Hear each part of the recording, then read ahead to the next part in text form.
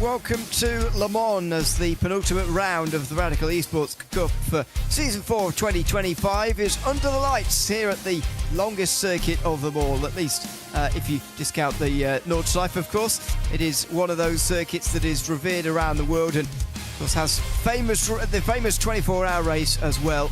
It's great to be back here once again. Myself and Leah Romans will take you through the action tonight. As I say, under the lights, and it isn't going to get any brighter, by the way. This race is starting in the evening time, and it's only just past 5 o'clock, but since it's the winter, it's already pretty dark out there. And that is not enough of a challenge, it seems, Ron. It's this circuit combined with it as well, a round, to be honest, I've been looking forward to for some time. You know, as have I. I've had week number 11 of this season penciled in on my calendar for quite some time, just because, I mean, looking through the calendar, we have had some banger races up to this point. Getting the season up and rolling at Mosport, heading off to the Nordschleife, heading to Imola for the first time in a while, heading off to Belle Isle on the streets of Detroit for the first time in ever. Portimao, first time that's appeared on one of these Radical Esports Cup schedules in quite some time. We have had some amazing races throughout this season, but these final 3 weeks, I think, are the truest test of a driver's skill and patience. Watkins Glen was a pretty tough race 1 week ago. Le Mans, of course, here tonight. It is going to be a wild race for sure. And the game of drafting leapfrog hang down the Lasarth Strait, golly, that is going to be fun. And also Road Atlanta in 1 week's time to bring off the season to a close and ring in the month of December. That's going to be a pretty wild race as well. I'm looking forward to this round. I think this is going to be unique. I think would probably be the best word to describe it. Yeah, definitely will be unique, no doubt about that. Andre Castro is currently our championship leader by some distance, 232 points now. His gap over Harvick Gullikson, with Andreas Friedrich very close in behind. Pitch Evening with a bit of a gap either side, with Heinz Braun rounding out the top 5. Bit of a gap down then to Sully Rettinen, who's 29 points in front of George Gonzaga. Another gap of nearly 100 back to Rafa Blanco. Same to Sebastian Lipp and Paki Caruso, who are quite close, bring up the rear of the top 10. In our RaceSpotTV standings, this is only including the races that we broadcast here at 2100 GMT time. Excuse me. Andre Castro is the leader and indeed could have an unassailable points lead by the end of tonight if Andreas Friedrich doesn't gain any points on him, and he is the only one who can get away from him. Of course, remembering Friedrich did win last week. Harvick Gullikson slips too far away now, 21 points back with Peter Evening next, and then Heinz Braun fifth in the normal iRacing standings as well as ours. Sebastian Lipp and James Barry then next, 2 points in front of Sully Rettinen. Then it's Rafa Blanco and Christoph Lipp. Interestingly, how those standings do contain the same name, showing that you really do get the best here on the iRacing and RaceSpotTV YouTube channels here when we broadcast this race on Friday nights. 18 degrees Celsius on the racetrack, as I say, at 5:30 now, and the 29th of November, and in northern France that means it's already dark. Not pitch black, you'd say, Ron, but what do you make of comments? I already see one in YouTube saying that maybe the nighttime takes something away from this round a little bit, because this was a highly anticipated round anyway, and is, in some people's eyes, been slightly dampened by its nighttime staging here.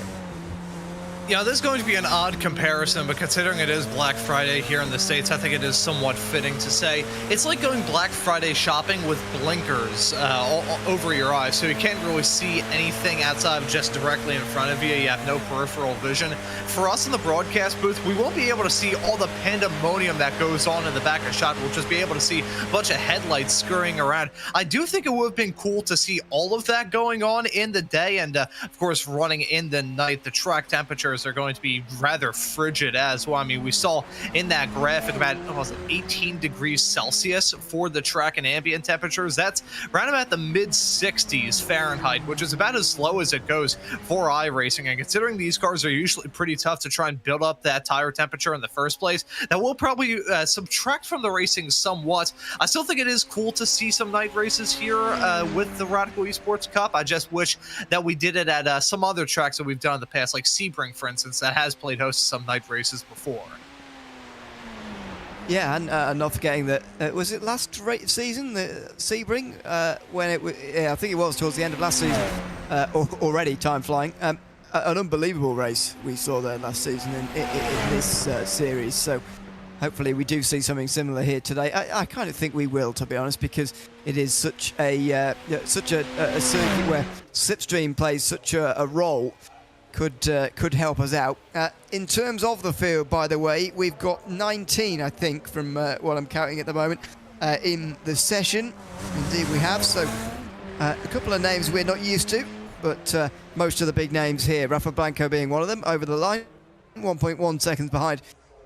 And we'll go right with Gullikson. There you go, 5th place on row 3 at the moment.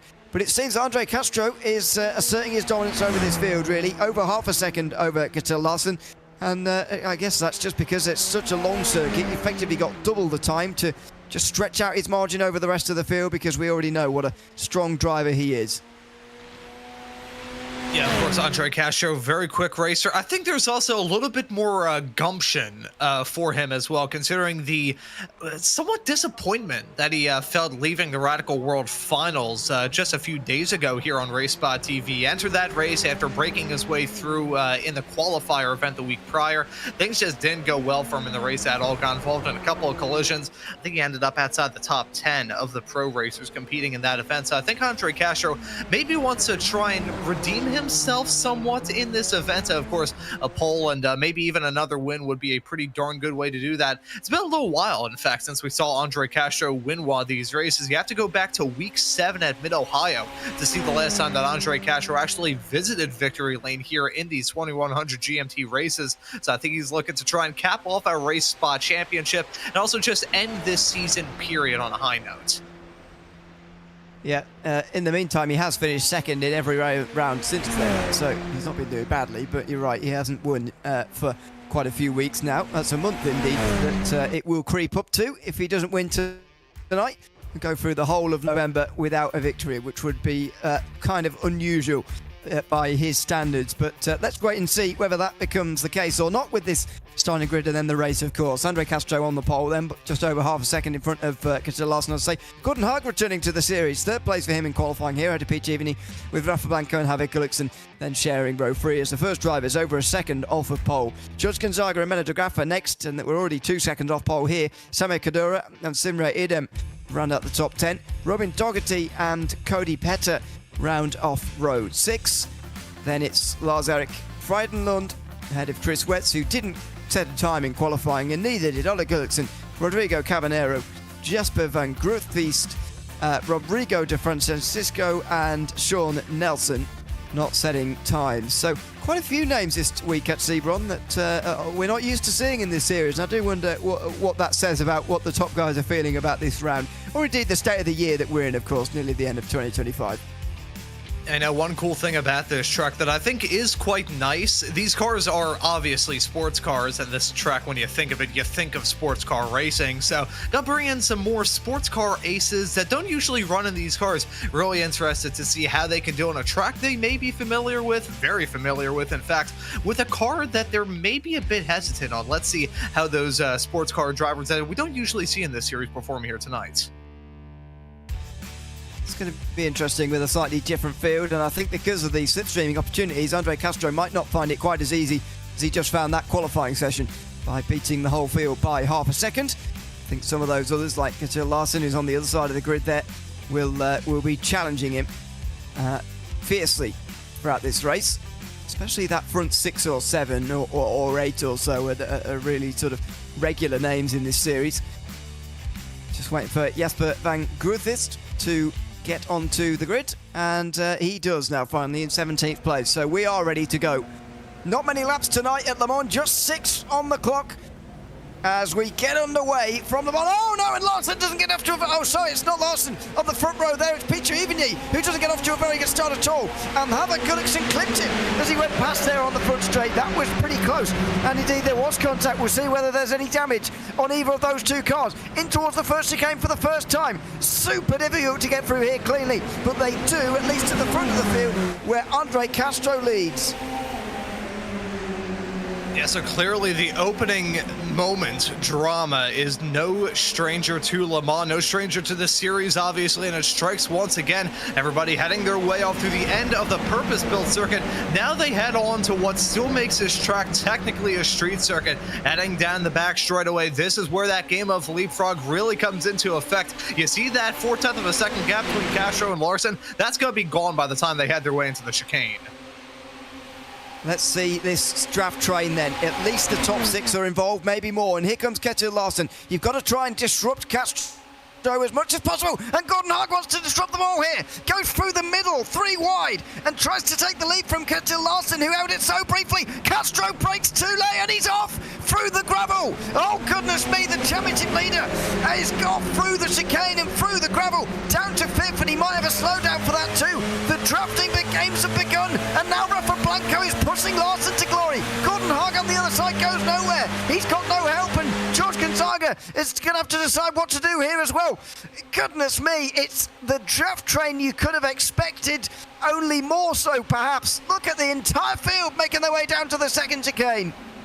Oh my goodness, that was awesome to see as they headed their way down into the second chicane on that Mulsanne straightaway. And look at that, that's Ketil Larsen up at the front. Rafa Blanco slotted right behind in P2. Blanco, a past champion of this Radical Esports Cup Series, won it back in Season 2 of 2025. So he's no stranger to doing well in these cars, although it has been a little while since he really impressed. Now look at Gordon Haag in that number 7 car. Don't usually see him up towards the top of the board here in these Radical races. Currently running in 3rd. Very good start for him. That's Peter Evany running wide as they head their way off through that turn. He's got maybe slip back in toes. He saw us out with Samir Kadora. Yeah, and that could be a problem when you start to get a bit further down the field. You're still seeing side by side, and all of a sudden you can start to see the front guys get away, because they do seem to be working a little bit better together now. Look at this, Blanco on Larsen. It's still not enough, and now he's going to go for the lead, is he, a bit prematurely, as Gordon Haag goes round the outside, and Larsen will not lead the field to the end of the first lap, I don't think. Gonzaga down the inside of Larsen. He has made up places on this opening lap. Already 4 in the opening lap here, Gonzaga, and he might well have more before the end of it. Castro down the inside of Blanco as well, who's gone from pushing Larsen to the lead down to 5th in only a few moments. Yeah, that's going to be the case all throughout this race. Every single one of these 6 laps, we're going to see drivers wash up ashore, and then they're going to get sucked back out into the ocean. We're going to be seeing that game of leapfrog all throughout this race, side by side, as they head their way into the Porsche curves. Between Ketil Larsen and Gordon Haag, they are still P1 and 2. Look at George Gonzaga in 3rd. Nice to see George running up towards the front. Actually the top-class driver of those inert drivers. A little bit unusual, so to speak, to see George running higher than all of his other team cars. Driver has been racing in these cars longer than I've been commentating them, as we see contact a little bit farther behind with the number 14 of Rodrigo Cabero. Yeah, Caballero off into the gravel, and I don't think was the only one to have trouble on the opening lap. Sindri Edem as well made the contact, so there you go. Completely misjudged that, and also off into the gravel through Indianapolis. I think Rodrigo Di Francisco may have had trouble as well, but I'm not entirely sure on that. Only deducing that because he is a little bit estranged off the back of the field at the moment, but that might not mean anything. The front group is, I would say, 11 cars strong at this moment, and Larsen leading them, I feel is about to get swallowed up quite quickly here. Yeah, they're in that section of the racetrack where if you're holding on to the lead, you're going to be feeling good. If you're holding on to the lead coming out of Mulsanne, heading onto the back straightaway, though, you're going to feel like you're in danger, and understandably so. A gap of pretty much a second or maybe even more. I'd say probably 1.2 seconds is probably the limit of being in the draft or not. And considering how long these straightaways are, I mean, heck, these segments of the straightaways here on the backstretch, probably longer than some of the full-length straightaways that we've had on racetracks throughout this entire season. So you got a great drafting opportunity. Look at the move from Evany, and look at 3 wide racing up in the front between Haag, Castro, and Larsen. Oh no! Larsen hit by Peter Evany, I think, and he's into the wall hard to the first chicane. Surely he can't continue from there. He's got no headlights anymore. Oh my goodness, he needs to stay with the others, otherwise he won't be able to see where he's going. Somebody else is also, Rafa Blanco is also slowing down dramatically here. massive trouble at the front of this race as now Castro pushes Gordon Haag. They know they've got the chance to break away from the rest of the field, and Gonzaga and Evany are not alive to the threat at the moment. They're seeing the top two get away at the front of the field, and they are not working together to close this gap. Yeah, as much as these drivers may want to consider doing a little bit of pseudo teamwork just to try and extend the gap and drive off into the sunset, they're racers, and we got no team cars up at the front, so we're not going to be seeing that at all. So let's take a look at this moment. Gato Larsa got chewed up and spat at, started that straightaway in the lead, enters the chicane backwards, spinning with the front clip completely broken off of that race car. That's how quickly things can go right here. I wonder how Blanco also got into trouble there, because it was Evany who actually made the contact there. But I wonder how Blanco was sent off the road. This is Gordon Haag, who's got a very similar livery, in the lead, being pushed by Castro. And the two behind have organised themselves a bit better now, but they're still not anywhere near in the slipstream, really. If they want to have a chance at winning this race, Gonzaga and Evany, they've got to work together, in my mind, to get near these two. The real question is, will they? Will they decide to work together? I mean, you got two veterans of these SR10s. George Gonzaga, he's been racing in these cars for many, many moons. Peter Evany, he's been racing in these cars for quite some time as well. The both of them have had their fair share of good runs, fair share of success. They also know how these draft races go in these SR10s. You can't go anywhere but just punching the ever-living crap out of each other, which is sometimes what goes on with these races. And speaking of, that's Andre Castro punching his way up into the race lead over Gordon Haag. Yeah, nicely done. This is what happened meantime to Blanco. So while we were... Oh, he caught the back of Gonzaga, and then, get slammed by somebody there. Absolutely smacked. And they, by the way, lost use of their headlights too. So whoever that was also, Cody Petter's in pit lane, but I'm not entirely sure again if that is related. Wow, a lot going on that chicane this time around. Castro taking the lead from Gordon Haag has seen the chance at getting away from the field. Now, it's a question really about whether he's actually going to be able to manage it here. As Haag pulls out the way, this is what happened to Blanco, by the way. Absolutely smacked by the 17 car, which is Cody Petter, who's had to come into pit lane. Haag gives up the place to Gonzaga, who clearly believes he's got a better chance at, but look at the gap now, 1.6, 1.7. The working together now that these three are going to have to do is going to have to be extraordinary if they're going to bring Castro back from here. Yeah, I will say this, Yoon, and this is honest. I think what they got to do in terms of working together is probably form up their own little train and just drive off to a local airport, fill their cars up with rocket fuel, and try and go up to the front that way. That is as close to an insurmountable gap as you can get. I will say, though, with the long straightaways, it is very easy to close up that gap. But if the drivers going side by side like they are right now between Gordon Haag and Peter Evany are going to do that throughout this race, I don't think that's going to give these drivers many opportunities to jump up and catch Andre Castro. Looking good if you're the driver of the number one cars are side by side into the first chicane. Well, it's going to let Castro away, and we might as well enjoy the battle for second place as if it's the one for the lead, because Castro is going to be gone, and maybe they realise that as well. Maybe they think, well, we're never going to catch him anyway. We might as well fight amongst ourselves here. Three drivers always more interesting than two in one of these, because they do exchange places a little bit more and a little bit differently. See whether they're bump drafting this time round. It looks like it is. So Evany to the front of the group. I wonder whether Gonzaga didn't really approve of Evany making the move there, and has decided to now do some pushing. I mean, they can gain multiple tenths of a second on the straights here by doing this. I'm just not sure that gap is going to be reachable now. Yeah, now that gap's starting to look more and more insurmountable as this race goes along, and we're getting close to the halfway mark too. So if you're Andre Castro, you pretty much just have to settle into a groove.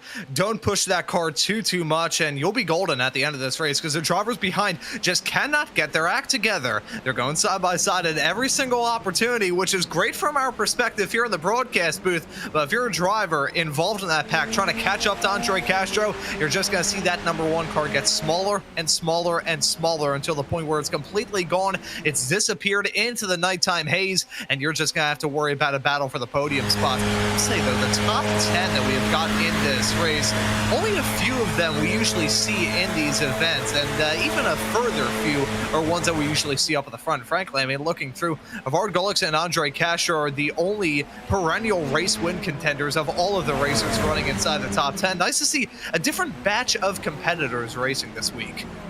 Yeah, it is nice to see some different battles. That was Kadura, I think, in the background going, oh, and Gullickson's had trouble now.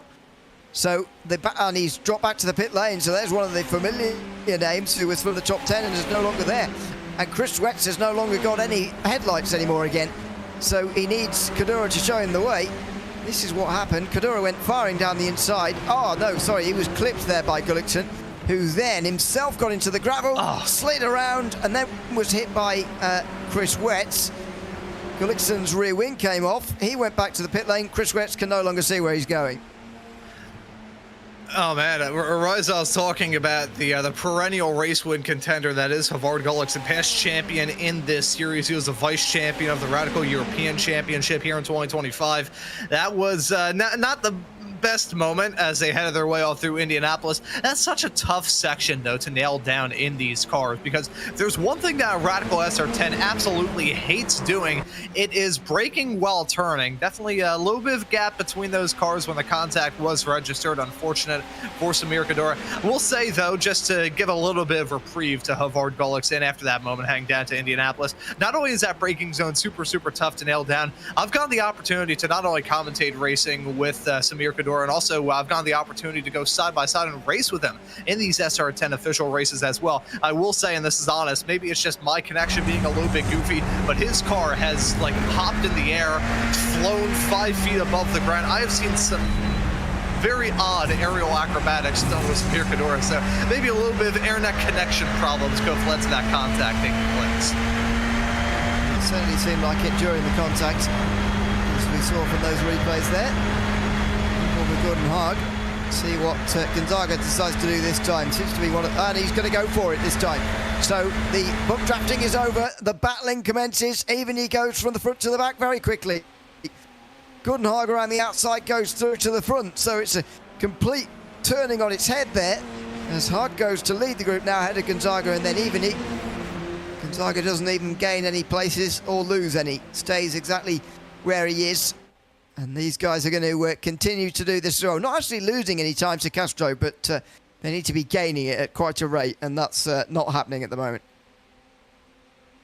Yeah, I think at this point, they've just given up on trying to catch up to Andre Castro. They're like, you know what, let's entertain ourselves with Sabas. I thought they were going to go 3 wide there for a second. They didn't, but I think they certainly thought of it. Peter Eveny right in tow, decide not to go on the hard shoulder on the road on the back straightaway to make it 3 wide, which I don't believe there's any penalties on iRacing if you do get an overtake done in there, although I haven't tested that out too much. There could very well be any sort of like slowdown as a result of all of that. But one thing that you do see in these official races that you don't see in the Americas and European Championships that we got the opportunity to cover here on RaceSpotTV throughout this year, you can do bump drafting in these races. Just be a little bit careful of those incident points.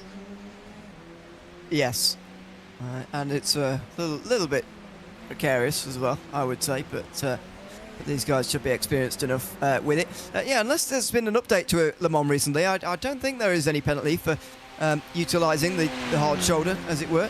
This didn't used to be there for many years at Le Mans. When they did finally tarmac the sides of the circuit, there used to be grass the whole way down. I think as recently as about 12 years ago, if I'm not mistaken. But, carries no penalty, and you do see it used in the rearward. Oh, Castro! A rare error, or what? What else is going on here? Because he was very slow out of Indianapolis that time. I almost want to say he was giving everybody else a chance, but I don't believe that is actually the case at the moment. We've got a battle for the race lead going on again here, and it's because Andre Castro has made, it seems, a very rare error. I wonder if there's a slowdown involved in all that, whether or not he picked up a slowdown as he headed his way maybe out of the other... Not sure if that was a moment heading out of Mulsanne or exactly what the deal was. Maybe he took too much of the inside curb heading into Indianapolis. that was bizarre, because I mean, I didn't see him like go off in the gravel or anything of the sorts. It looked like he just took a pause for the call, stopped by the side of the road. As much as Andre Castro is a nice guy, there is no racer in the world that is nice enough to just pull over and let your competition catch up when you're about 2 laps away from a surefire win. That had to have been a slowdown or some sort of extenuating circumstances surrounding that. That was unusual. But it does almost feel like Castro's giving them a chance, doesn't it, by going to the back of the group and fighting with them again. I mean, we're not going to complain. It's going to create a very, very exciting final 2 laps here. As I mentioned earlier, not very many laps around here because the lap is so long. But a normal length race, though it is just 6 laps, a slightly unusual one as well, in a sense of this circuit doesn't really take these cars very often, but glad that we are doing so here because it's so far provided some good racing. Now, even he's giving himself a bit of a gap to accelerate into here. Big gap in front of him to Gordon Hagen. I think he's hoping that bit of a slipstream he's about to get here will prevent Gonzaga from getting past him, but it won't. He's already alongside, and now they're fighting for the minimal slipstream that there is. So if that was intentional, it's been a bit miscalculated. And now Castro's going to the right-hand side. He is going to use that hard shoulder on the right-hand side. We're 4 wide on the back straight so briefly, and it's probably a good job it was brief. Castro to the left-hand side of the road, who'll take the racing line again, and suddenly he's got the look of a driver who wants to win here all over again. Oh, and look at how strong the draft is in these SR10s as we rode on board with Andre Castro. That was beautiful foresight from Ramiro on the production truck saying, you know what, this is going to be a spectacular view, and spectacular view it was. That car seemed like it had jet engines attached to the back of it, but it's not over yet. Here comes Gonzaga. He's going to try and get this move done. Look at Castro, though. He may drop out of the podium as look at Gordon Haug trying to follow in suit. He's deep on the brakes, so super deep. Castro didn't want to give that up really, and not second place anyway. And so he dives deep on the brakes. Even he gets a much better exit here, and he gets alongside Gordon Haug, but then goes nowhere without any slipstream. Here comes Haug now in the slipstream with a 2 in front, and will Castro go for it here? Yes, he will. I do wonder what the tactics are at the moment, whether there are any, as Haug follows, and Gonzaga might well go right to the back of the group, something which he doesn't seem to mind too much. My, oh my, what a race this has been. You know, I was wondering what sort of drama we'd be getting at Le Mans today, considering it's a race under the lights. Was thinking maybe grip was going to be a worry. These racers wouldn't apply the pressure too much. Maybe you should have Andre Castro pull over to the side of the road and stop for a couple of moments every week, because this is awesome. Gordon Haug is going to get straight through here. There shouldn't be too much challenge on the way towards Indianapolis. Gonzaga and Evany as well, side by side into the corner, a bit deeper into the corner, but Gonzaga gets that one place. Castro gets close into Arnaud, and oh, he's made a mistake! Oh, Castro follows him! The 2 of them are through Arnaud! Haug goes too late on the brakes, and Castro goes for a half spin, and both of them see their chances of winning go up in smoke. Oh, they drove each other off the cliff there as they headed their way into an arc. That is the first time that I have seen either of those racers do that. That's the first time I think I've seen anybody do that in an SR10 race. One driver overshoots a braking marker. They both did it at the same time. That was nearly 4 cars wiping each other out, because in the midst of George Gonzaga trying to move away from those spinning cars, he nearly got spun by Peter Evany. Oh my God, if all 4 of those drivers took each other out and Samir Kadora was able to just blow their doors off and jump into the race lead, I would have eaten my shoe. It's a pretty extraordinary race we're seeing at the moment. Just 1 lap to go at the end of this. And there's 2.5 seconds or so. Oh, mistake from Evany, but 2.5 seconds or so from Castro to and Haug to the front 2. I think it's got to be a head-to-head now, isn't it, between Evany and Gonzaga? I don't think either of those 2 behind are going to get involved, unless, of course, they fight really hard and invite them into the party. But I think it's a 2-horse race now. The question are all about tactics. Where do you want to be at what stage of the lap? Yeah, I think if you're Peter Evany, I'm trying to think of how this would work. So he's probably going to lose out on the lead to George Gonzaga if they all run flat out, hang into the first chicane. He'll jump back in front into the second if he gets a move done there. And then he's going to get overtaken once again as he heads his way into Mulsanne. So I think if you're George Gonzaga, you're going to be smelling like a bed of roses right now because you've got the power. You are in that catbird seat with that gap closing. They started this straight away at 3/10. It is now halved. Yeah, they're not worried about the two behind. They're all going to fight this one out. Gonzaga wants to go in front at this stage. He's happy with that. Even he goes over to follow him. And will he? The question I think now is he going to respond into the second chicane? If not, will it be to Mulsanne corner? If not, then will it be Indianapolis? And can you overtake on the way to the Porsche curves? I think he can personally, but so far neither of these two have sat in behind him and made a point of waiting for those final moments. Yeah, so now whoever's in second throughout this race is going to be the one in the catbird seat. Look at George Gonzaga and Peter Evany weaving like a group of madmen as they head their way into the second chicane on this back straightaway. Andre Castro and Gordon Haug just swapped spots for third. If these two come to blows, that would be the battle for the race lead. And I mentioned that because the chances of that happening are not very low. That could very easily happen. It just happened to Castro and Haug not too long ago. It could very well happen to these two, but Evany, he's in the catbird seat. He has a spot to try and get the move done. Let's see if he goes for it.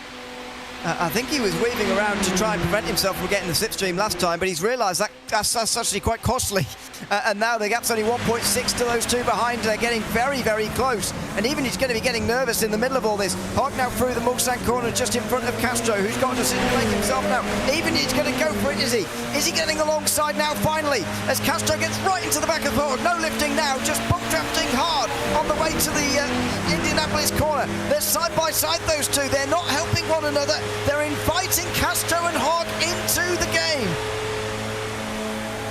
Oh, and that all-star with George Gonzaga getting a terrible exit out of Mulsanne. And here comes Andre Castro and Gordon Haug side by side through Indianapolis, and through into third goes Castro. Oh, Gonzaga runs a little bit wide off into Indianapolis. That gap is only about 2.5 tenths between himself and Peter Evany. Now, however, Gonzaga does have a blessing in disguise. It's pretty much all turns from here to that checkered flag. Got to worry about the dirty air that's going to be on the nose of Peter Evany, Andre Castro, and Gordon Haug's race car. I think Gonzaga is the one that holds all the chips. He has all the cards in his hands. Let's see how he plays them. Does he have enough of a gap into the Porsche curves? It looks like he does. Castro needed these two to be side by side at this stage, and they're not. That straight is normally long enough, but even his exit off of Arnage was just not good enough here. George Gonzaga has attended most, if not all, weeks of this 2100 GMT broadcasting split season, and he's not finished in the top 5 before. He's definitely going to do that. Is he going to finish on the top step of the podium? It looks like he will do. 4/10 of a second. The dirty air massive through those final chicanes as he comes into it here. Castro again having to pull off to the side and lets through Gordon Haug as he gets a slowdown penalty. Even he's putting on the pressure. It's going to be the run out the final corner if he's going to get it. It's going to be very close. Gonzaga's putting in lights. Oh, he nearly lost it there, but by 7/100 of a second, George Gonzaga takes it. Peter Evany flashes lights as well as an acknowledgement of Gonzaga's achievement. George Gonzaga takes it. He was in a strange line there through the final couple of chicanes and very nearly saw it slip through his fingers. But George Gonzaga wins at Le Mans for the first time this season. Oh, that was a fantastic win and a photo finish here at Le Mans. 7/100 of a second, his gap at the line. Holy cow. You know, I thought it was Gonzaga's win for the taking as he headed his way into the Porsche curves with that gap. I didn't think Peter Evany was going to be able to give us a photo finish considering how short the run is heading out of the chicane to that line. If he had a couple of hundred more feet, he could have very well grabbed that W.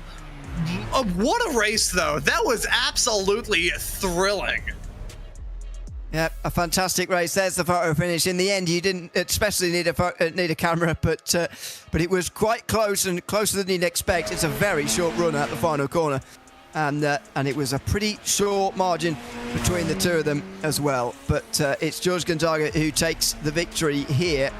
James Barry in YouTube chat has been speculating about whether he's ever won one of these before. We'll fact check that before we say it properly. George Gonzaga wins by 700 of a second before Peter Eveny just nearly getting him on the line. Gordon Haig there, third place. Nice finish from him ahead of Andre Castro, who definitely got a few slowdowns during that race and actually drops off the podium for only the second time since the Imola race at the end of September. Sami Khedira rounds out the top 5 with Robin Doherty then in the next group ahead of Sean Nelson. Lars Ferdinand, Ollie Gullikson and Menno de Graaf rounding off at bottom half of the top 10, who haven't been with us so often this season. Rodrigo Cabanero finishes 11th ahead of Jasper van Grutthist. It's Chris Retz, who had to get a new nose at some stage in that race, who finishes 13th ahead of Rodrigo de Francisco. Sundre Idem also needed a new nose, 15th place rather for him. Ollie Gullikson needed a new rear wing and finishes 16th. Ahead of Ketil Larsen, who was sent into the wall at the first chicane. Rafa Blanco and Cody Petter ended up multiple laps down. Let's have a chat, shall we, to our race winner tonight from Le Mans, George Gonzaga. And George, welcome in. Congratulations on winning here at Le Mans tonight. I mean, so many twists and turns, but tell us about the final sector, first of all, and your emotions on the run to the line there. Is even you got, I mean, surprised me how close he got actually, but you were home pretty comfortably in the end. Tell us the emotions through that final sector for you. I still cannot believe it. I'm like shaking all over the place. I really didn't think I was pulling that off. I don't know. I just thought not to battle too much. Sorry, I'm really out of breath. It was really intense. I don't usually do this, you know. So it's kind of I'm kind of yeah. But yeah, I was trying to not be too ambitious, just biding my time, trying to get some distance and stay on the draft. And then I saw Gordon and Andrea just spinning off. I knew it was just I was conformed with the second place, to be honest. Like, I thought I'm not even going to battle Peter. But then I saw the opportunity. I saw he was trying to be strategic with the straights. In my mind, I was trying to calculate what was the best straight to attack. He had the same thought, so he's trying to get away from the draft, but I wouldn't have it. I was trying to get in front of him so he would get closer. But yeah, and then I don't know what happened on the last sector. I'm not usually that fast on the Porsches, but I think in this case they weren't either. And then when I saw the gap on the last chicane, I just thought, don't ruin it, and yeah, and he was just crossing the line. Ugh. I can hear that you're sort of elated with the win, and you know, You have no idea. Surprised. Perhaps surprised a little bit as well. I mean, was this one of the circuits you thought you could really have a good go at, or is it completely taking you off guard in that respect as well?